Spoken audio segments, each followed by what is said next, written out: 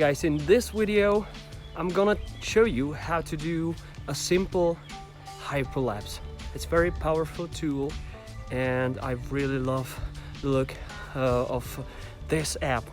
I'm using Moment Pro Camera app where you can choose the motion blur. Well, I'm going to show you now. Okay, so we're gonna choose Moment Pro app, and here we're gonna tap here and choose time lapse. Here we tap on effect, light trails and motion blur. 0.5 is great, and now we can start. Okay, we've got 100 frames now.